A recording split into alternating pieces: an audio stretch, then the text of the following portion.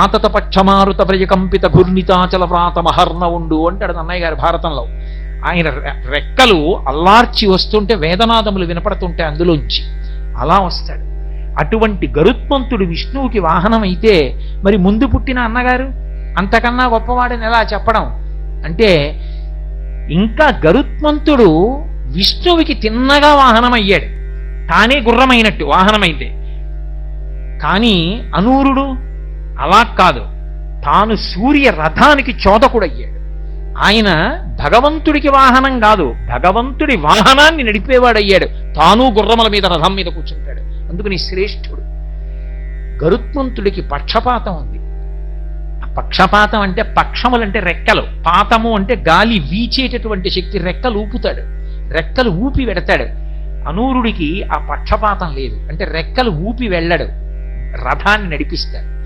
అందుకని శాబ్దికంగా చూస్తే పక్షపాతము లేనివాడు అనూరుడు, పక్షపాతం ఉన్నవాడు గరుత్మంతుడు. అందుచేత ముందు పుట్టినటువంటి అనూరుడు గరుత్మంతుని కన్నా శ్రేష్ఠుడు, పెద్దరికాన్ని వహించాడు.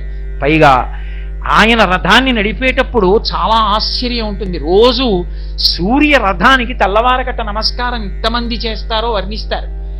అసలు దాన్ని భావన చేసి ఆ బింబం వంక చూస్తే చాలండి తెల్లవారకట్ట. ఇప్పటికీ నాకు విశాఖపట్నం ఉపన్యాసాలకు వెళ్ళడం అంటే సరదా. ఏమిటంటే ఓ రోజు తెల్లవారుధామం లేచి సంధ్యావందనం చేసి సముద్రపు వెళ్ళి కూర్చుంటే అందులోంచి అసలు ఆ అరుణారుణ బింబం లేస్తుంటే ఎర్రటి కాంతులు సముద్రం మీద పడి వెనక వైపు తెల్లవారిపోయి వెలుతురు వచ్చి ఎర్రటి కాంతులలో ప్రాణులన్నీ కూడా ఏదో చిన్నప్పుడు సంబరాల్లో ఎర్రకాగితం కళ్ళజోడు పెట్టుకుంటే అన్ని ఎర్రగా కనపడ్డట్టు కనపడతాయి. కాసేపటికి బంగారు రంగులోకి తిరిగిపోతాడు. ఆ తర్వాత ఇక దుర్నిరీక్షుడు. అసలు ఆ సూర్యోదయ ఘట్టాన్ని చూడ్డమే చాలు. అనూరుడు సారథ్యం వహించి భగవానుడు కూర్చోడానికి ముందే సిద్ధపడి రథాన్ని పట్టుకుని నిలబడతట. ఒక కవి చమత్కరించాడు, అసలు సూర్యరథం వచ్చే ముందు ఎందుకు ఆకాశం ఎర్రబడుతుంది అన్నాడు. అంటే ఆయన అన్నాడు, మరి శరత్కాలంలోనూ రథం తిరగాలి, హేమంత ఋతువులోనూ రథం తిరగాలి, మంచు కదూ, అంత చలి. రథంలో వెనకాతలో ఉన్నవాడికి ఏముంది, అంత చలిగాలి తగలదు. అప్పర బెర్తవాడికి తగిలిన ఏసీ లోయర్ బెర్తవాడికి తగలనట్టు. కాబట్టి వెనకనున్నవాడు సూర్యుడు, ముందునున్నవాడు అనూరుడు. చల్లటి కాంతి ఈయన కొట్టేస్తుంటుంది. అందుకని ఆయన ఏం చేశాడంటే ముందు ఓ చలిమంట కూడా వేసుకున్నట్ట, వెచ్చగా ఉంటుందని. అదే ఆ ఎర్రటి కాంతి అంటే. ఎవరి భావన చేత వారు తరించారు. ఆ అనూరుడు రథం మీద ఎక్కేటప్పటికి ఇంద్రుడు పరవశించిపోతాట సూర్యరథాన్ని చూసి. అగ్నిహోత్రుడు ఇంతటి తేజోవంతుణ్ణి అయినా ఆయన తేజస్సు ముందు నా తేజస్సు అణిగిపోయిందని మహోత్కృష్టమైన బ్రాహ్మణుడు అగ్నిహోత్రుడు రెండు చేతులు ఎత్తి నమస్కరిస్తాట. లోకాలనన్నింటినీ బాధ పెట్టగలిగిన వాడు ఎవరి పేరు చెప్తే ఎవరైనా గడగడలాడిపోతారో మహాజ్ఞానులు తప్ప. అటువంటి యమధర్మరాజు గారి వైపుకి రథం తిరుగుతుంది దక్షిణ దిక్కుకి. మరి దక్షిణ దిక్కుకి యముడు కదూ అధిపతి. తిరిగేటప్పటికీ అనూరుడు చెప్తాట, ఓ యముడా సూర్యరథం తిరుగుతోందంటాడు. అనేటప్పటికీ ఆయన ముందు ఏం చేస్తాడంటేట గబగబా తీసుకెళ్లి తన మహిషాన్ని దాచేస్తాడు, దున్నపోతుని. ఎందుకంటే ఆజన్మ వైరం అని ఉంటుంది కొన్ని ప్రాణులకు. వేదంలో చెప్తారు. వేదంలో ఒకప్పుడు వశిష్ఠుడు ఇంద్రుడి ఇంటికి వెళ్ళాడు. దేవశుని అని ఇంద్రుడి కుక్క, అది పెద్దగా అరిచింది. ఎందుకంటే ఇంద్రుడు మంచి డాబుగా ఉంటాడు, కిరీటం అవి పెట్టుకుని. పాపం వశిష్ఠుడు గడ్డాలు అవి పెంచుకున్నాడు బ్రహ్మతేజస్సుతో. ఆయన్ని చూసి అరిచింది. అరిస్తే ఆయన శునక సూక్తం చదివాడు వేదంలో. ఓ శునకమా నీ గొప్పతనం ఇటువంటిది అని చదివి అందులో ఓ మాట చెప్తాడు, ఆగర్భ వైరం, పుట్టుకతో కారణం లేకుండా వైరం నీకు పందితో ఉందంటాడు. ఈశ్వరుడు అలా పెట్టాడు. ఆగర్భ వైరం అని ఉంటుంది తిరియక్కుల యందు, వెన్నుపాము అడ్డంగా ఉండే ప్రాణుల్లో. మనుష్యులకు అలా ఉండకూడదు. అలా ఉంటే వాడు మనుష్యుడు కాడు, మనుష్య రూపంలో ఉన్న రాక్షసుడు. అలా వైరం కడుపులో పెట్టుకుని పైకి ప్రేమగా తిరిగేవాడు. కాబట్టి అటువంటి శునక సూక్తంలో కుక్క వైభవం చెప్పి వశిష్ఠుడు అంటాడు, ఈ శునక సూక్తం ఎవరు చదువుతారో వాళ్ళని కుక్కలు కరవవు అంటాడు. అలా మహిషానికి గుర్రానికి పడదు. ఎక్కడైనా దున్నపోతూ గుర్రం ఉన్నాయనుకోండి, ఒకదాంతో ఒకటి కలియబడతాయి. అందుకే సూర్యరథం దక్షిణ దిక్కుకి తిరుగుతుంటే యమధర్మరాజుకి పరాకు చెప్తారట. యమధర్మరాజుకి తండ్రి సూర్య భగవానుడు కాబట్టి నీ తండ్రి సూర్యుడి యొక్క రథం తిరుగుతోంది, నీ మహిషాన్ని దాచంటారు. ఆయన గుర్రాలతో కలియబడుతుందేమో అని తన మహిషాన్ని దాచేస్తాట. ఇంతటి యమధర్మరాజు తన తండ్రి సూర్య భగవానుడి యొక్క రథం తిరుగుతోందని రెండు చేతులెత్తి నమస్కరించి నిలబడతాట. పశ్చిమ దిక్కుకి తిరుగుతుంటుంది, నైరుతి వైపుకి తిరుగుతుంటే నైరుతికి రాక్షసులు అధిపతి. మీ అదృష్టం ఇవాళ మిమ్మల్ని సూర్యుడు చూస్తున్నాడు అనేటప్పటికీ రాక్షసులందరూ రెండు చేతులెత్తి నమస్కారం చేస్తారట. పశ్చిమ దిక్కుకు తిరుగుతుంది. ఎవరైనా ఒక చక్రవర్తికి కానీ మహారాజుకు కానీ సేవ చెయ్యాలి అంటే ఆయనకి ఏం చేస్తాం? ఏముండదు. అందుకే కడవలతో నీళ్లు తెచ్చి ఆయన గుర్రాలు తడుపుతారు. మీరు రామాయణం చదివితే కనపడుతుంది. గుర్రాలకి నీళ్లు పోసి తడిపితే వాటికి మంచి శక్తి వస్తుంది, ఉత్సాహం పుంజుకుంటాయి నీళ్లు పెట్టినా కూడా. అందుకని పశ్చిమ దిక్కుకి తిరుగుతూ అనూరుడు చెప్తాట, సూర్యరథం తిరుగుతోంది. ఓ వరుణుడా, వరుడు జలములకు అధిపతి, ఓ వరుణుడా నీ యొక్క జలముల చేత ఈ రథాశ్వములను తడుపంటాడు. వరుణుడు నీటితో తడుపుతట. అవి మంచి ఉత్సాహాన్ని పొందుతాయి. పొందిన తరువాత అవి వాయువ్యానికి తిరుగుతాయి.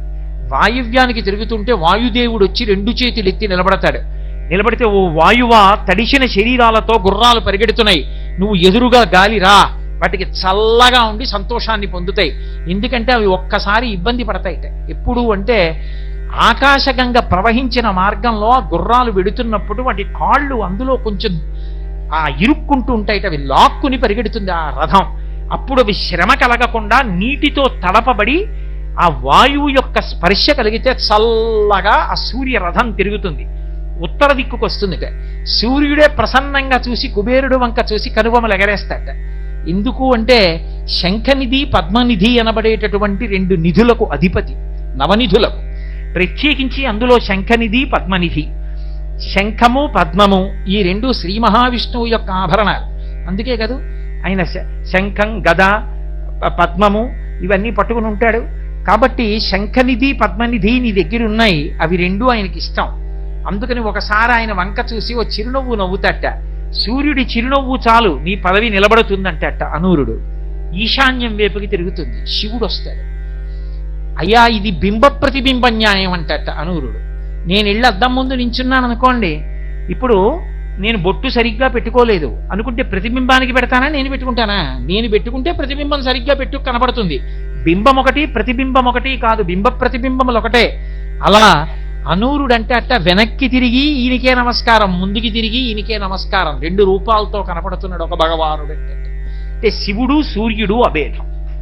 ఎందుచేత అంటే భౌరంభంశనలో నిలోంబర మహార్నాదో హిమాంసు పుమాన్ ఇత్యాభాతి చరాచరాత్మకమిదం యస్యైవ మూర్త్యష్టకం నాణ్యకించన విద్యతే విమృశతాం యస్మాత్ పరస్మాత్ విభో తస్మై శ్రీ గురుమూర్తయే నమయిదం శ్రీదక్షిణామూర్తయే అని ఆయన కోణార్కలో సూర్యలింగం అయి ఉంటాడు.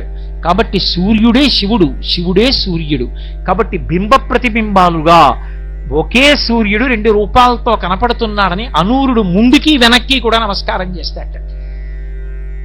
ఆ అనూరుడు రథమెక్కి కూర్చోగానే సూర్యనారాయణమూర్తి కూర్చుని అనే ముందు అనూరుడు ఇలా చూస్తాట. వెనక్కి చూస్తే రథాన్ని మొదలుపెట్టు అంటే చూడండి, లోకంలో రథ చోదకులు ఉంటారు.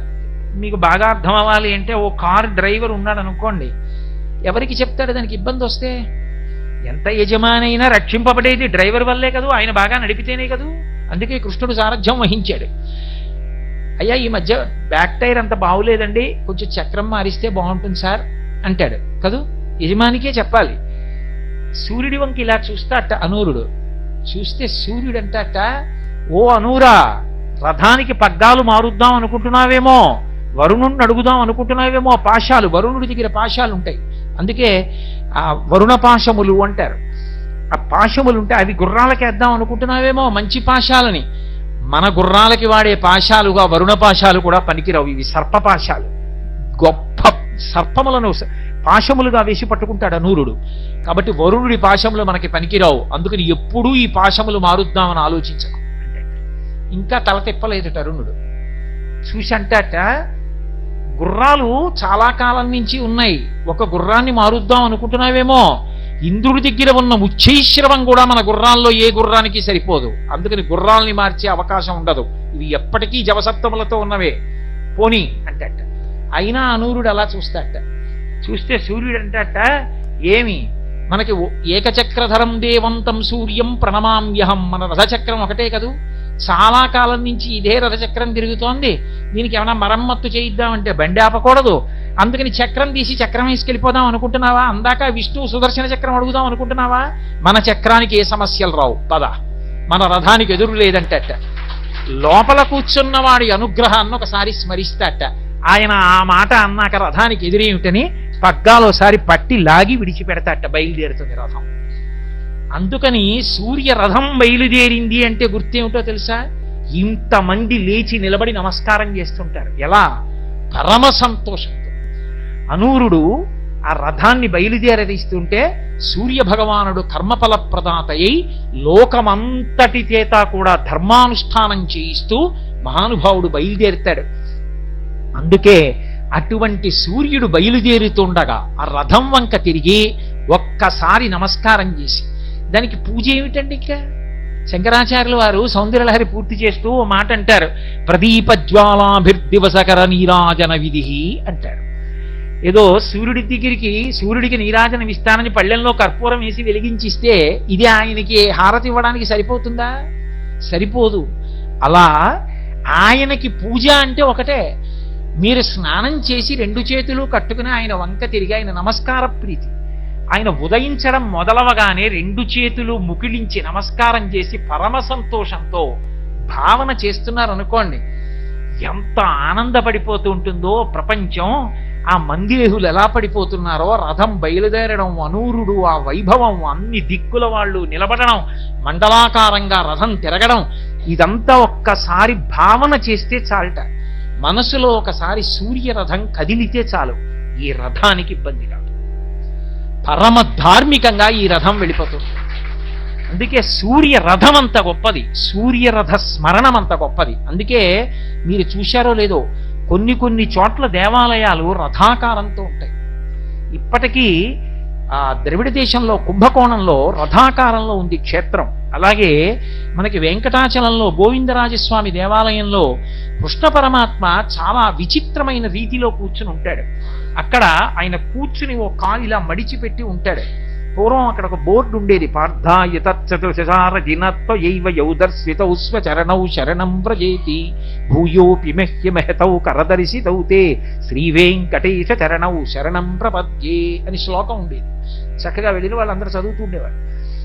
ఆ కూర్చున్న ఆయన ఎక్కడున్నాడో అక్కడ ఇప్పటికీ కూడా రథాకారం ఉందని, అది భూమిలోకి దిగబడిపోయి మూర్తొక్కటే మిగిలిందని చెప్తారు పెద్దలు. అది కూడా రథాకారమైన దేవాలయం అని. అలాగే కోణార్క్ సూర్య రథం, సూర్య రథం ఎలా ఉంటుందో రథాకారంగానే దేవాలయం ఉంటుంది. అందుకే కోణార్కకి ప్రదక్షిణం, సూర్య దేవాలయ ప్రదక్షిణం సూర్యరథ ప్రదక్షిణం. అది మామూలుగా లభించేది కాదు, అంత గొప్పది. కాబట్టి సూర్యుని యొక్క రథాన్ని స్మరించడం, మానసికంగానైనా దర్శనం చేయడం కూడా అంత విశేషం.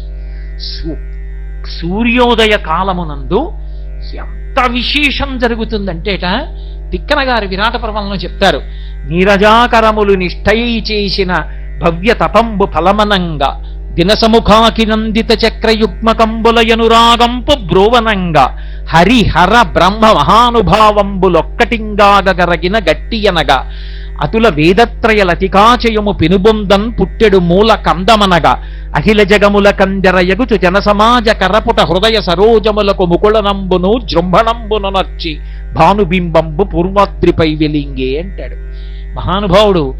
మహాసౌరంలో చెప్పబడినటువంటి విశేషాలన్నిటినీ కూడా తీసుకొచ్చి ఒక పద్యంలోకి ఇమర్చేశారు. అందుకు మహానుభావుడు తిక్కన గారు ప్రాతస్మరణీయుడయ్యాడు, సోమయాజి అయ్యాడు. నీరజాకరములు నిష్ఠయై చేసిన భవ్యతపంబు ఫలమనంగా. సూర్య బింబం ఉదయిస్తోంది అంటే తామర పువ్వులన్నీ కూడా తపస్సు చేస్తాయిట. తామర మొగ్గల్ని మీరు ఎక్కడైనా చూస్తే ఎలా ఉంటాయంటే, ఒంటికాలు మీద యోగి నిలబడి ఇలా 2 చేతులెత్తి తూర్పు దిక్కుకి నమస్కారం చేస్తే ఎలా ఉంటుందో, తామరలు ఇలా ముడుచుకుని అలా ఉంటాయి. పాదద్వందము నేలమోపి పవనున్ బంధించి పంచేంద్రియోన్మాదంబున్ పరిమార్చి బుద్ధిలతకున్ మారాకు హత్తించి నిష్కేద బ్రహ్మపదావలంబన క్రియన్ క్రీడించి యోగీంద్రు మర్యాదం నక్రమ విక్రమించకరి పాదాక్రాంత సంవక్రమయ్య అంటారు పోతన గారు. అలా తామర మొగ్గలు తపస్సు చేస్తున్నట్లుగా ఉంటాయి. ఒక్కసారి సూర్యకిరణం వచ్చి ఇలా తగిలిందనుకోండి, ఇలా విచ్చుకుంటాయి. నీరజాకరములు నిష్ఠయై చేసిన భవ్యతపంబు ఫలమనంగా దినసముఖాకి నందిత చక్రయుగ్మకంబులయనురాగంపు బ్రోవన. చక్రవాక పక్షులకి రాత్రి అయితే కళ్ళు కనపడవు. కళ్ళు కనపడక అవి విశేషమైనటువంటి కామమోహితమై ఉంటాయి. క్రౌంచ పక్షుల్లా కాదు. క్రౌంచ పక్షులు వక్రమార్గంలో తిరుగుతాయి. చక్రవాక పక్షులకి భార్యాభర్తల మధ్య ఒండులకు ప్రీతి. అందుకని భర్తకి భార్య కనపడదు, భార్యకి భర్త కనపడడు. అందుకని చంద్రుడు ప్రకాశించినంతసేపు కూడా అవి పాపం బాధపడుతూ అలా కూర్చుంటాయిట. ఎప్పుడు తెల్లవారుతుందా, ఎప్పుడు తెల్లవారుతుందా, ఎప్పుడు నా భార్య కనపడుతుందా, ఎప్పుడు నా భర్త కనపడతాడా అని తపస్సు చేస్తున్నట్టుగా కూర్చుంటాయి. దినసముఖాకి నందిత చక్రయుగ్మకంబులయనురాగంపు బ్రోవనంగా. ఆ తెల్లవారేటప్పటికీ ఎప్పుడు సూర్యుడు వస్తాడా, మా ఆయన కనపడతాడా, ఎప్పుడు సూర్యుడు వస్తాడా అని అవి రాత్రల్లా చేసిన తపస్సుకి ఫలమా అన్నట్టుగా సూర్యుడు వస్తాడు. ఆ వెలుతురు రాగానే భార్య భర్త కలుసుకుని చక్క ఒకదాని పక్కన ఒకటి కూర్చుని కూ కూ కూ అంటూ ఒకదాని ముక్కు ఒకటి పొడుచుకుంటూ సంతోషంగా కూర్చుంటాయి. కాబట్టి దినసముఖాకి నందిత చక్రయుగ్మకంబులయనురాగంపు బ్రోవనంగా హరిహర బ్రహ్మ మహానుభావంబులొక్కటింగాగరగిన గట్టి అనగా సృష్టికర్త అయిన బ్రహ్మ, స్థితికర్త అయిన విష్ణువు, ప్రళయకర్త అయిన రుద్రుడు ముగ్గురు కలిసి ఒక ముద్దైపోతే ఆ కాంతుల బంతియే సూర్యుడు. కాబట్టి చక్రయుగ్మకంబులయనురాగంపు బ్రోవనంగ హరిహర బ్రహ్మ మహానుభావంబులొక్కటింగాగరగిన గట్టియనగా అతుల వేదత్రయలతికాచయము పెనుబొందం పుట్టెడు మూల కందమనగా. వేదములు త్రయీ అని పేరు. అందుకే సూర్యుడికి కూడా ఒక పేరుంది, త్రయీతనుహు అని. వేదములే శరీరముగా కలిగిన వాడే. అటువంటి వాడు అంటే స్వరం చేత మంత్ర విభాగం చేత వేదములు 3 అని. అటువంటి వేదములు 3 పుట్టడానికి, వేదములనేటటువంటి తీగ పుట్టడానికి మూలకందమైనటువంటి ఆ దుంప ఎదురుగుండా కనపడుతోందా అన్నట్టుగా ఉన్నట్ట సూర్యుడు. కాబట్టి పెనుబంధం పుట్టెడు మూల కందమనగా అఖిల జగముల కందెరయగుచు జన సమాజ కర పుట హృదయ సరోజములకు ముకుళనంబును జృంభణంబును నచ్చి భానుబింబంబు పూర్వాద్రిపై వెలింగే. సూర్యబింబం ఇలా కనపడేటప్పటికీ హృదయములనేటటువంటి పద్మాలు ఇలా వికసనం పొందుతాయి. అందరికీ కూడా తెల్లవారింది అని ఒక్కసారి లేస్తారు. ఊరు తెల్లారిందంటారు. అలా ఊరు తెల్లవారేటట్టు లోకానికి తెల్లారిపోయింది ఎప్పుడు సూర్య భగవానుడు ఉదయిస్తే. అందరి చేతులు ఇలా కలుసుకుంటాయిట. ఎందుకని ఆయనకి నమస్కారం చేయడానికి. హృదయ పద్మములు వికసిస్తాయిట. ఇవి హృదయ పద్మం వికసనం పొందింది, చేతులు ముడుచుకున్నాయి. చంద్రకాంతికి విచ్చుకునేటటువంటి సరోజములలా, సూర్యకిరణాలకి ముడుచుకునేటటువంటి సరోజములలా ఇలా చేతులు ముడుచుకుంటే హృదయ పద్మములు వికసనాన్ని పొందేట. ఇలా హృదయ పద్మాన్ని వికసనం పొందేట్టు చేతులు ముడుచుకునేటట్టు చేసి భానుబింబంబు పూర్వాద్రిపై వెలింగే. ఆ భానుబింబం పూర్వాద్రి మీద వెలిగింది. ఎందుకని జనులందరూ నమస్కారం చేయాలి? ఏం చేయకపోతే ఏమవుతుంది అంటే ఆయనకి నమస్కారం చెయ్యడానికి కొన్ని ప్రధాన కారణాలు చెప్పింది వేదం. ఎందుచేత అంటే సూర్యుడొక్కడే ఎప్పుడూ ఒకలా ఉండడు. ఏదో వెలుగుల బంతి కదా అని ఎప్పుడూ 365 రోజులు అలాగే ఉండేటటువంటి లక్షణంతో ఉండడు. ఒక్కొక్క నెలలో అంటే చాంద్రమానంతో చెప్పబడినటువంటి నెలల్లో ఒక్కొక్క నెలలో సూర్యుడు ఒక్కొక్క రూపాన్ని పొందుతాడు. అందుకే ఒక్కొక్క పేరుతో పిలవబడతాడు. పిలవబడినప్పుడు చైత్రము, వైశాఖము, జ్యేష్ఠము, ఆషాఢము, శ్రావణము, భాద్రపదము, ఆశ్వీజము, కార్తీకము, మార్గశిరము, పుష్యము, మాఘము, ఫాల్గుణము అని 12 నెలలు కాదు. ఈ 12 నెలలలో ప్రకాశించేటటువంటి సూర్యబింబం తన కిరణములను పైకి కొట్టాలా, మధ్యలో ఉంచాలా, క్రిందకి కొట్టాలా, ఏ భూతములను ఎంత అనుగ్రహించాలి అన్నది కిరణముల యొక్క వ్యూహముల విభాగము చేత మార్చుకుంటాడు. ఆ మార్చుకున్నప్పుడు ఒక్కొక్క నెలలో ఒక్కొక్క పేరుతో మారిపోతుంది కాంతి. అందుకే ఈ 12 నెలల్లో పిలిచేటటువంటి సూర్యులకు 12 పేర్లున్నాయి. ప్రతి నెలకి సూర్యుడు అనరు. సూర్యుడు మూలకందం.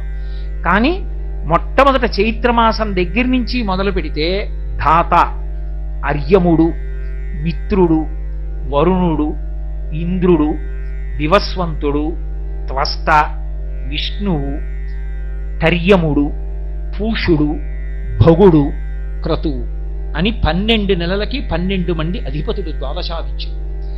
ఒక్కొక్క నెలలో ఒక్కొక్క పేరుతో పిలవబడి ప్రకాశిస్తాడు. ఎందుకు అలా ప్రకాశిస్తాడో తెలుసా?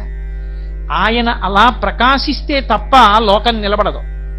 ఎందుకు నిలబడదు అంటారేమో, ఆయన 1000 కిరణములు కలిగిన వాడు అంటారు, సహస్ర కిరణుడు అని. సహస్ర కిరణుడు అంటే సంస్కృతంలో 1000 కిరణములే ఉన్నవాడు అని కాదు దాని అర్థం. అనంతమైనటువంటి కిరణములు కలిగినటువంటి వాడు. 1000ని ఒక సంకేతంగా స్వీకరిస్తే, అంటే 1000 అన్న సంఖ్యని ఒక సంకేతంగా తీసుకున్నారనుకోండి, తీసుకున్నప్పుడు ఆయన లోకానికంతటికీ ఒక మహోపకారం చేస్తాడు. చేసినప్పుడు ఆయన ఉపకారం చేసేటప్పుడు తిరుగులేని ఉపకారం అది. ఆ ఉపకారం చేసేటప్పుడు 400 కిరణములను 5 వ్యూహముల చేత పైకి కొడతాడు, ఆకాశం వైపుకి. అలా పైకి కిరణ ప్రసారం చేసినప్పుడు ఆ 5 విభాగాల్ని ఏమని పిలుస్తారు అంటే, అందులో మొట్టమొదటిది చందనము, రెండవది యాహ్యము, మూడవది కోతణము, నాలుగవది భృగణము, 5వది అమృతము అని 5 విభాగాలు చేస్తాడు. 5 విభాగాలతో 400 కిరణములను ఊర్ధ్వభాగం వైపుకి విసురుతాడు. విసిరితే ఏమవుతుందంటే, తాను ఇంతకు ముందు ఉత్తరాయణంలో నీటినంతటినీ లాక్కుంటాడు. లాక్కున్నది దక్షిణాయనం వచ్చేటప్పటికి 400 కిరణములను పైకి పంపిస్తే మేఘములన్నీ కూడా బయలుదేరి వచ్చి వర్షాన్ని కురిపిస్తాయి. అంత వర్షం కురిపించాలి అంటే ఆయన మార్పు చెందుతాడు. కిరణములను 400 కిరణములను పైకి ఆకాశం వైపుకి వెళ్ళి మేఘమండలాన్ని లోకం మీదుగా పంపిస్తాడు. మహోపకారి. అందుకే మేఘానికి తక్షణ ఉపకారం, సూర్యుడికి తక్షణ ఉపకారం. ఆయన్ని ప్రార్థన చేసేటప్పుడు అందుకే శంకరాచార్యులు వారు సౌందర్యలహరి చేస్తూ ఒక మాట అంటారు, సకృన్నత్వానత్వా అంటారు. సకృన్నత్వానత్వా అంటే పరమభక్తి తత్పరులైనటువంటి వారు ఒక్కసారి నమస్కరిస్తే అనుగ్రహించేస్తారు. ఒకప్పుడు బ్రహ్మాండమైన యజ్ఞం చేశారు దక్షిణ దేశంలో, పూర్ణాహుతి. ఇంకా కొద్దిసేపట్లో పూర్ణాహుతి అవ్వాలి. పూర్ణాహుతి మాట దేవుడెరుగు, యజ్ఞశాల కూడా నిలబడేటట్లేదు, అంత మబ్బేసింది, విపరీతమైన మబ్బు. మహాస్వామి వారు కంచికామకోటి పీఠాధిపత్యం వహించిన ప్రాతస్మరణీయులు చంద్రశేఖరేంద్ర సరస్వతి మహాస్వామి శరీరంతో ఉన్నారు. అప్పుడు లోపల పర్ణశాలలో ఉన్నారు. ఆయన దగ్గరికి వెళ్ళి చెప్పారు, అయ్యా ఏది నిలబడేటట్లేదు, గాలి వచ్చేసేటట్టుంది, పూర్ణాహుతి కూడా అవదు, యాగం ధ్వంసం అయిపోయేట్టుంది అన్నారు. ఆయన బయటికి వచ్చి సత్యదండం ఎత్తి సూర్య భగవానుడికి నమస్కారం చేసి ఆయన కాషాయ వస్త్రంలో దారం ఒకటి తీసి విసిరారు. విసిరి నమస్కారం చేశారు. అంతే, పూర్ణాహుతి అంతా అయిపోయే వరకు చుక్క పడలేదు, గాలి వేయలేదు, అయిపోయింది. అందుకే మీరు బాగా గమనించండి, శరత్కాలం వచ్చిందనుకోండి, మా చిన్నతనంలో అందరినీ పిలిచి ఒరే తెల్లమబ్బుకి నమస్కారం పెట్టండి రానివారు. మాకు చిన్నతనంలో తెలిసేది కాదు ఎందుకు ఈ తెల్లమబ్బుకి నమస్కారం పెట్టమంటారు. నల్లమబ్బు రూపంలో ఆయనే మహోపకారం చేస్తాడు. ఉత్తరాయణం అంతా నీరు లాక్కుంటాడు, దక్షిణాయన ప్రారంభం నుంచి కురిపిస్తాడు. కర్కాటక రాశిలోకి వెళ్ళాడు అనుకోండి, ఇంకా వర్ష ఋతువు వచ్చేస్తుంది శ్రావణ భాద్రపదాల నుంచి, ఇంకక్కడి నుంచి వర్షం పడుతుంది. వర్షం పడలేదనుకోండి లోకం నిలబడదు. ఆ వర్షం పడాలి అంటే ఈ 5 వ్యూహముల చేత, ఇందాక నేను మీతో మనవి చేశానే, చందనము, యాహ్యము, కోతణము, భృగణము, అమృతము అనబడేటటువంటి 5 విభాగములు చేసి, ఈ 5 విభాగములుగా 400 కిరణములను ఆకాశం వైపుకి తిప్పి మేఘమండలాన్ని పంపించి వర్షం కురిపిస్తాడు. వర్షం కురిపిస్తే మనం మరిచిపోతాం, రాత్రి ఇంట్లో పడుకుంటాం, బ్రహ్మాండమైన వాన పడుతుంది. పొద్దున్న లేచి అబ్బా పెద్ద బ్రహ్మాండమైన వాన పడిందో, చల్లబడిపోయింది రోడ్లన్నీ, ఎన్ని నీళ్ళు, అమ్మయ్య పోన్లే, ఊరికి దాహం తీరింది, అమ్మయ్య వాన పడింది, ఎంత పెద్ద వాన అంటాం. అంతేకాని మహానుభావుడు సూర్యుడు కురిపించినవాడు, ఆయన మేఘమండలానికి అధిపతి అని నమస్కారం చెయ్యం. మనం గుర్తు పెట్టుకుని నమస్కారం చేసేది ఎవరో తెలుసా? 3 జాతుల కప్పలున్నాయి. నీ చెప్పట్ల ఈ మాట, వేదం చెప్పింది. వాటికి ఖణ్వక, ఖైమక, ఉపరి వాటి పేరు. ఆ 3 స్త్రీ జాతి కప్పలే. ఆ 3 కప్పలు మనం ఆ పేర్లు వాడడం అనేసి బోధురు కప్పలు అంటుంటాం. ఆ కప్పలకి ఎంత కృతజ్ఞత అంటే, అవి సూర్యుడు వర్షాన్ని కురిపించినందుకు బెక బెక బెక బెక బెక బెక బెక బెక బెక అని కృతజ్ఞత చెప్తూనే ఉంటాయిట నోరు నెప్పెట్టేలా. స్వామి వాన కురిపించావు, స్వామి వాన కురిపించావు, స్వామి వాన కురిపించావు. అందుకే తన పట్ల అంత కప్ప అరిస్తే పాముకి తెలుస్తుంది అది ఇక్కడ ఉందని. తన శరీరం పోతే పోయిందని సూర్యుడికి కృతజ్ఞత చెప్పుకుంటుంది బెకబెకలాడుతూ. అలా చెప్పేవన్నీ కాదు, ఒక్క ఖణ్వక, ఖైమక, ఉపరి ఈ 3 జాతుల ఆడకప్పలే. కాబట్టి ఇప్పుడు ఈ 3 జాతుల ఆడకప్పలకి అంత కృతజ్ఞతాభావం ఉంది కాబట్టే సూర్యనారాయణమూర్తికి అవంటే అంత ప్రీతిట. భక్తి అంటే ఏమిటండి? కృతజ్ఞతే. స్వామి నువ్వు నాకేమి ఇవ్వలేదు స్వామి అన్నారనుకోండి, ఆయన మురిసిపోతాడు, వీడు రా పాత్రుడు. స్వామి నువ్వు నాకు అది ఇవ్వలేదు స్వామి అన్నారనుకోండి, వీడికి ఇచ్చింది గుర్తుండదురా అనుకోడు. కృతజ్ఞో నాస్తి నిష్కృతి. రామాయణం కిష్కింధకాండలో లక్ష్మణుడు అంటాడు, బ్రహ్మగ్నేచ సురాపే చ చోరే భగ్నవ్రతే తథా నిష్కృతి విహితా సిద్ధి కృతజ్ఞో నాస్తి నిష్కృతి అంటాడు. కాబట్టి మహానుభావుడికి వానలు పడకపోతే ఈ 3 జాతుల కప్పలలో ఏదో ఒక కప్పని పట్టుకుంటారు. పట్టుకుని దాన్ని తీర్చి దానికి అభిషేకం చేసి దాన్ని పల్లకీలో పెట్టి ఊరిరిగింపు చేస్తారు. స్వామి నీ అనుగ్రహం లేకపోవడానికి మా కృతజ్ఞత కారణం, ఇది మేము తెలుసుకుని నీ పట్ల కృతజ్ఞత ఉన్నవాడి కాళ్ళెట్టుకుని ఊరేగిస్తున్నాను, నెత్తి మీద ఎట్టుకుని అనుగ్రహించారు. కప్ప పూజ, కప్పని ఊరేగించడం మూఢాచారాలు మూఢనమ్మకాలై కాదు, వేదం చెప్పింది. ఇప్పుడు నే తప్పు చేశాననుకోండి, నే తప్పు చేసినప్పుడు ఆఫీసర్ గారి దగ్గరికి వెళ్ళలేకపోతే ఏం చేస్తాను? ఆఫీసర్ గారి దగ్గర బాగా అనుగ్రహం పొందిన వాడిని పట్టుకుంటారు. పట్టుకుని వాడిని ముందు పెట్టుకుని, అయ్యా ఇంతకు ముందు చేశాడు కానీ ఈ మధ్య మారాడండి పాపం నేను చూస్తున్నాను, ఓ వదిలేయండి అంటే అంత కోపం ఉన్నవాడు నీకు చెమడా తీసేద్దాం అనుకున్నాను, అతను చెప్పాడు కాబట్టి చూస్తాను అని అవకాశం ఇస్తాడు. ఎందుకు ఈయన చెప్పాడు కాబట్టి, లేకపోతే వాడు బతుకేమైపోను. అలా మనం కనీసం రాత్రల్లా వర్షం కురిపిస్తే పొద్దున్నన్నా నమస్కారం పెట్టకపోతే కప్ప బెకబెకబెకలాడుతూ ప్రాణం పాము కప్ప చెప్పడానికి సిద్ధపడింది. దాన్ని ఊరేగింపు చేస్తే ఆయన ప్రసన్నుడవుతాడు, ప్రసన్నుడై వర్షం కురిపిస్తాడు. అందుకే కప్పకి పూజ, కప్పని ఊరేగించడం. అంతేగాని అసలు అది ఏమిటో, ఎక్కడ చెప్పారో, ఎందుకు చెప్పారో ఏమీ తెలియకుండా ఇవన్నీ మూఢాచారాలని బయలుదేరకూడదు. అది తప్పది జీవితంలో. అసలు మనిషి శీల వైభవాన్ని పాడు చేసేస్తాయి. అందుకే శరత్కాలం వస్తే కృతజ్ఞతావిష్కారం చేయరా, లేకపోతే నీ బతుకు ఇలాగే కృతజ్ఞతతో అలవాటైపోతుందని శరత్కాల మేఘం వెళ్ళిపోతుంటే తెల్ల మేఘం ఎక్కడో సముద్రంలో ఉప్పు నీటిని తాగి నిరాధారమైనటువంటి ఆకాశంలో వచ్చి నువ్వు అడిగావా లేదా చూడకుండా రాత్రి వర్షం కురిపించేసి తెల్లవారుసామున తెల్ల మబ్బు వెళ్ళిపోతోంది. తనకున్నవన్నీ ఇచ్చినప్పుడు మెల్లిగా మోసుకొచ్చింది, ఇచ్చి వెళ్ళిపోయేటప్పుడు ఏమైనా చూసినా ఏమైనా నమస్కారం పెడతారా అని చూడకుండా వెళ్ళిపోతాం. అటువంటి మబ్బుకి నమస్కారం చేయకపోతే అన్నీ ఇచ్చి వెళ్ళిపోతున్న మబ్బుకి కృతజ్ఞుడవైపోతావు. నమస్కారం చేయి తెల్ల మబ్బుకనేవారు మా చిన్నతనంలో. కాబట్టి కృతజ్ఞతాభావమునకు ఆయన సంప్రీతి చెందుతాడు. అందుకే వర్షం ఎవరు కురిపిస్తారు అంటే సూర్య భగవానుడే. ఆతపీమండలీ మృత్యు అని ఆ వర్షాన్నంతటినీ కురిపించేవాడు, తపింపచేసేవాడు కూడా వృష్టి ప్రదాత సూర్య భగవానుడే. ఆయన అనుగ్రహం ఉంటే అసలు లోకమునందు వర్షములు లేకపోవడం అనేటటువంటిది ఉండదు. సూర్యుడికి అందరూ నమస్కారం చేస్తే అసలు వర్షాలు పడకపోవడం అన్నది లోకంలో ఉండదు. అందుకే పూర్వం తన రాజ్యంలో ఉన్న ప్రజలందరికీ అన్నం దొరకాలి అంటే మహారాజులు సూర్యారాధన చేసేవారు. అలాగే ఆయన మంచు కల్పిస్తాడు లోకానికి. ఆ మంచు కల్పించలేదనుకోండి మళ్ళీ కొన్ని ఇబ్బందులు వస్తాయి. అలా జరగకూడదని తుషార పంక్తులను కల్పిస్తాడు, విశేషమైన మంచు. ఆ మంచు కల్పించేటప్పుడు మళ్ళీ 4 వ్యూహములతో 4 విభాగములతో 300 కిరణములను సమాంతరంగా ఇలా సమానంగా వెళ్ళేటట్టుగా ప్రసరించి 4 విభాగములను సృజిస్తాడు. అవే వశ్యము, మేష్యము, హరాదినము, 4వది ఆక్రందనము అని ఈ 4 రకములైనటువంటి వ్యూహములను విభాగములను సృజించి ఈ 4టి చేత మేఘముల ఆ మంచు పంక్తులను, మంచు విపరీతంగా తెరలను సృష్టి చేసి లోకమునందు ఋతువు మారేటట్టుగా చేస్తాడు.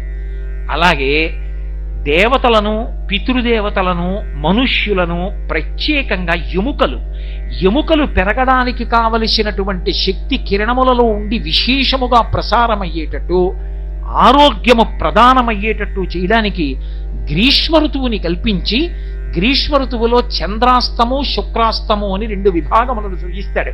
సృజించి 300 కిరణములు భూమి మీదకు వదులుతాడు. అందుకే మీరు చూడండి, గ్రీష్మ ఋతువు వచ్చిందనుకోండి, గ్రీష్మ ఋతువులో ఎవ్వరివి శరీరాలు పడిపోవు తొందరగా. గ్రీష్మంలో నిలదొక్కుంటారు, ఆరోగ్యంగా ఉంటారు, ఏం ప్రమాదాలు రావు. మళ్ళీ ఆయన లయకారకుడవుతాడు సూర్యుడే. చాలా మంది ప్రాణుల్ని పడగొట్టాలనుకుంటే ఇందాక నేను చెప్పానే, ఆ 4 వ్యూహములతో మంచు ఎక్కువగా ఉండేట్టుగా చేస్తారు. చేస్తే ఆయన అది చేసినప్పుడే యమధర్మరాజు గారి యొక్క 2 కోరలు పైకొస్తాయి. ఒకటి ద్వావృతు యమదంష్ట్రాఖ్య అంటారు దేవీ భాగవతంలో. శరత్కాలమునందు వసంత ఋతువు, ఈ 2 ఋతువులలో 2 కోరలు బయట పెడతాడు. 2 కోరలు బయటికి వస్తే విశేషమైనటువంటి జననష్టం అయిపోతుంది. అందుకే యథార్థానికి గ్రీష్మ ఋతువులో చనిపోయే వాళ్ళకన్నా శరత్కాలమునందు వసంత ఋతువునందు చనిపోయే వాళ్ళు ఎక్కువ మంది ఉంటారు. అందుకే శరత్కాల ప్రారంభంలో శారదానవరాత్రులు చేసి అమ్మవారిని ఆరాధన చేస్తారు. అలాగే వసంత ఋతువు ప్రారంభమునందు మళ్ళీ వసంత నవరాత్రులు చేసి రామచంద్రమూర్తి యొక్క పాదాలు శారద పాదాలు పట్టుకుని అమ్మవారి అనుగ్రహంతో అంటువ్యాధులు ప్రబలిపోకుండా లోకాన్నంతటినీ రక్షించుకుంటారు.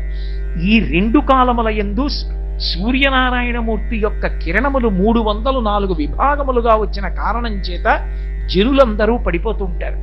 ఈ కారణం చేతనే ఉత్తరాయణంలో ఎంత నీరు లాక్కుంటాడో దాన్ని తాను ముట్టుకోడు ఆ నీటిని మేఘమండలంలోకి పంపించేస్తాడు. మళ్ళీ దక్షిణాయనం మొదలవగానే కురిసేయమని ఇచ్చేస్తాడు.